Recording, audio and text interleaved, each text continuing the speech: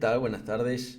En este video vamos a hablar sobre el indicador VWAP. No es un indicador nuevo, es un indicador que debe tener unos cuantos años. Yo desde que tengo uso de razón existe. Pero muchas veces por ser público, por estar ahí disponible, es como que se le saca valor.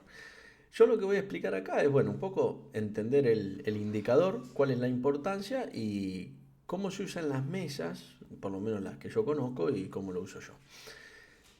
¿Qué es el VWAP? El VWAP es un indicador que es ni más ni menos que en inglés las siglas de volumen, precio ponderado por volumen. Entonces, lo que hace este indicador es una línea que nos va marcando en cada precio, ¿no? En cada precio que se fue operando el activo, ponderando por la cantidad de volumen. Entonces, a medida que si el volumen se incrementa hacia arriba, bueno, el indicador va a ir, si se incrementa más rápido hacia arriba, o sea, se opera mucho más hacia arriba, el indicador va a ir hacia arriba y si no hacia abajo.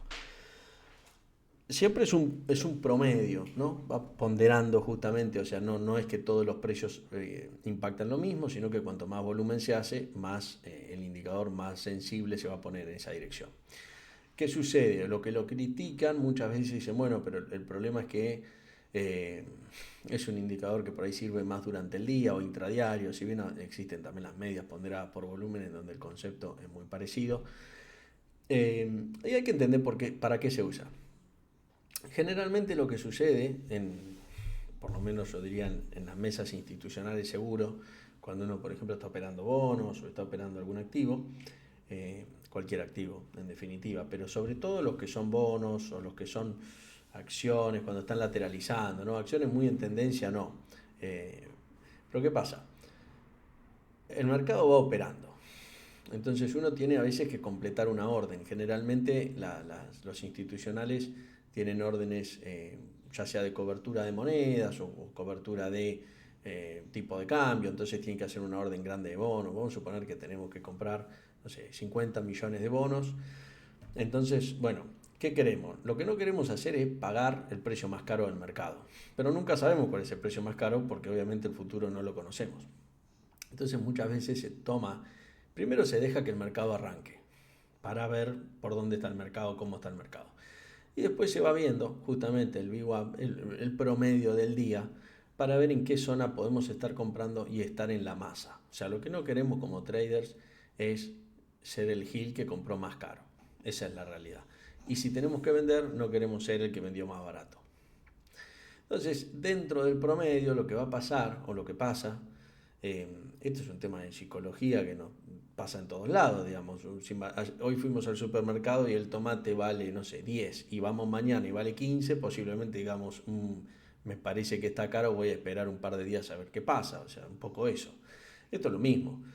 Si vemos que el precio sube fuertemente y que está muy por encima del promedio, el comprador va a tender a pensar que va a estar pagando mucho por algo que hace un ratito valía menos y el vendedor, por otro lado, obviamente que va a querer venderlo lo más alto posible, pero bueno, el comprador va a sentir que no vale la pena o que prefiere esperar y ahí el precio va a tender a bajar. Ahora, ¿cómo se usa esto en el mercado? ¿Cómo lo podemos usar? Casos de uso tiene muchos, porque estos son indicadores que no es que nos dicen comprar o vender. Si cruza, compramos, si cruza, vendemos. Bueno, lo podemos usar así. A veces se usa como una media móvil en donde, bueno, el precio puede rebotar, digamos, en esa zona. Y tiene sentido, porque ¿por qué rebota en esa zona? Porque el que quería comprar, que vio que el precio se le escapó, cuando el precio vuelve a esa zona sale y paga, porque dice, bueno, ahora sí que está en el promedio, compro. Entonces ahí el precio tiende a rebotar. Pero bueno, eso también va a depender del humor, del flujo de mercado ese día, si está comprador, si está vendedor, etcétera. ¿Cómo lo podemos usar nosotros? Estos indicadores, como decía, no nos dicen señales de compra y de venta, sino que nos dan un poco un contexto del mercado. Sirven mucho para sistemas discrecionales. Yo acá, por ejemplo, voy a mostrar el caso de hoy, cómo lo usé yo, que lo uso así todos los días, ¿no? Bueno, acá lo que marqué, vamos por partes. Estos son los niveles del día. Yo no sé si se llegan a ver las letras, no creo, porque me cuestan a mí. La zona, yo lo que decía es, la zona de 5.500 se mantiene firme como una resistencia y se incrementó el gamma, ¿no? Entonces, para el que no sabe de opciones, bueno, ahora lo vamos a traducir y para el que sabe no merece mayor explicación. Yo lo que tenía eran estos niveles básicamente que pasamos hoy. El importante era este gris de acá y el amarillo, ¿no? Estos dos eran los que estaban acá. El que, el que actúa, por lo que se veía en el día, es el de 5.500. ¿Qué sucede? El mercado llega hasta esta zona.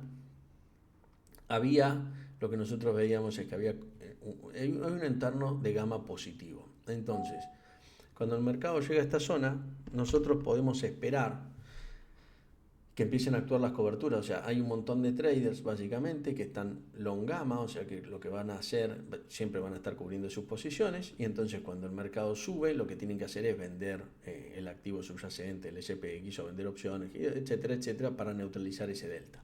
Entonces, hasta esta zona nosotros no íbamos a operar, tenía sentido. Hasta la zona de 5.500 no íbamos ni a mirar qué hacer.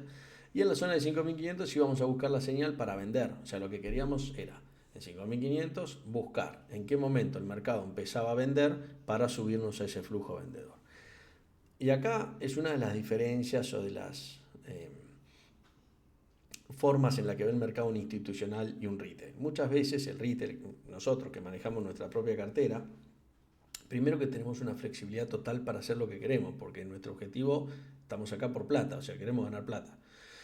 Y el institucional también quiere ganar plata, pero hay diferencias, porque el institucional, por ejemplo, el que gestiona un ETF, no puede elegir qué compra y qué vende, y cómo lo compra y cómo lo vende, tiene que hacerlo, o sea, está obligado a hacerlo. El que maneja un ETF doble o un ETF corto, ¿no? El ultra short, el short, tiene que hacerlo, no puede decidir, porque no es ni la plata de él, ni el fondo de él, ni es el objetivo de él. Lo que tiene que hacer es seguir algo. Entonces, tiene políticas de inversión muy estrictas que son las que mueven los grandes flujos del mercado, ¿no? Entonces, cuando el índice pasa algo en el índice, tiene que rebalancear, ya sean acciones o lo que sea, tiene que hacerlo, no hay tutía, o sea, lo hace.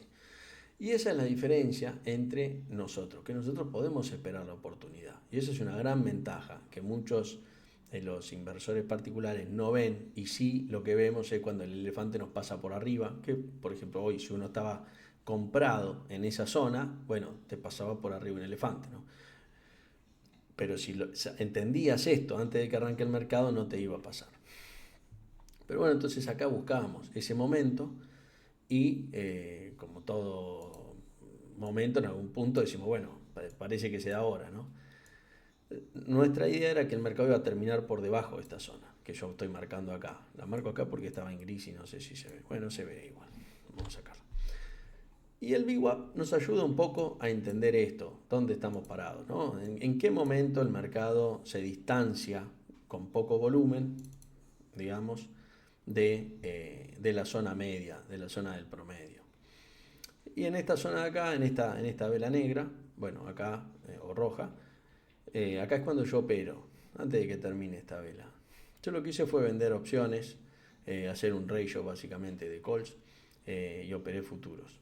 Pero bueno, se puede haber operado de un montón de maneras, ¿no? Una vez que uno cree que el mercado va a bajar, puede haber comprado puts. De hecho, con el diario del lunes, digamos, viendo ahora lo que pasó durante el día, haber comprado puts era una de las mejores alternativas, ¿no?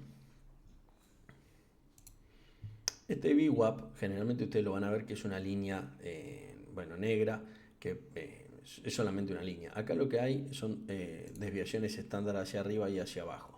Entonces hay una desviación, 2 y 3 del VWAP, ¿no? No sé si es necesario, bueno, yo lo tengo así porque me gusta este indicador, pero ustedes pueden no tenerlo así y simplemente ver el VWAP y entender lo que se está viendo, ¿no? Generalmente, sobre todo si miran en los índices o en los bonos, van a ver que esto se da mucho, que el mercado, además, bueno, cuando está en la zona de sobrecompra, digamos, que sería acá abajo, o sobreventa acá arriba, generalmente tiende a buscar la zona media. El mercado siempre tiende a buscar los balances, porque los balances es donde los compradores y los vendedores se sienten cómodos operando.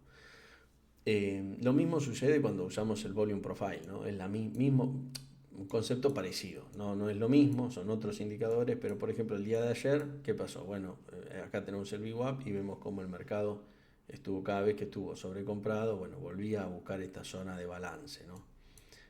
Hay días que son muy tendenciales, esto también nos sirve por ahí para ver algún día que sea más tendencial, y bueno, acá también lo vemos, ¿no? Esto fue el miércoles, como buscaba la zona del VWAP y rebotaba. Yo, como digo, no lo uso como un sistema de señales, no es que cuando cruza compro, cuando rebota vendo, no. Lo uso como para tener un contexto de dónde está parado el mercado y en base a una visión previa que ya tenía y demás, bueno, ahí ya, yo ya tenía un poco la foto armada y lo que buscaba era el motivo para vender, ¿no? Básicamente. Entonces, bueno, era más, nada, necesitaba este indicador. eh, en el caso de los bonos, por ejemplo, se usa bastante. Y bueno, acá lo que estoy viendo hoy, el mercado está en tiempo real, ¿no? Que son las 4:30. Bueno, acá ya aparece un movimiento de exageración a la baja, ¿no? Ya cerré la plataforma de futuro, pero sí, parece que está medio ya exagerado a la baja. Vamos a ver otro papel, por ejemplo Nvidia, a ver qué muestra. Pero bueno, Nvidia vemos un poco lo mismo, ¿no? Hoy Nvidia está bastante flojo, pero también vemos cómo pasó de una zona a la otra. Y vamos a ver el QQQ. Está bien, vamos a ver la misma figura generalmente, sobre todo en estas acciones que son las que más ponderan en los índices, ¿no? Capaz que si vamos a mirar, no sé, TLT, no, vamos a ver una figura diferente posiblemente. Bueno, más o menos. Pero bueno, este es un indicador que muchas veces se le da poca importancia, para mí sirve un montón. Y como les digo, institucionalmente se usa bastante. Ahora, tampoco se tienen que comer el cuento, que a veces no es cuento, a veces sí es cuento, de lo que hace el institucional y demás, porque es menos, muchas veces menos sofisticado de lo que se cree, y bueno, muchas otras veces las decisiones de los institucionales generalmente tienen que ver con un montón de variables que son muy diferentes a la del inversor particular. El inversor particular, como decía antes, busca ganar plata. El inversor institucional muchas veces tiene que tener en cuenta otro montón de cosas, gestión de riesgo, volatilidad, etcétera, que el manejo que hace el inversor particular es muy diferente. Coberturas, stop, etcétera. O sea, todas esas cosas no existen para el institucional. O sea, sí las coberturas, pero no los stop porque son impracticables. Y para el inversor retail sí, y es una solución. A veces no es la mejor, o sí, depende de lo que se esté operando, pero son diferentes perspectivas de operar el mismo mercado.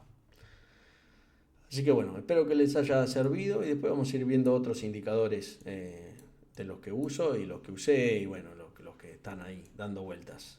Así que si tienen alguno que quieran que veamos, me escriben por ahí, por los comentarios del video, que es lo más práctico, y yo después lo armo. Les mando un saludo y nos vemos en el próximo video.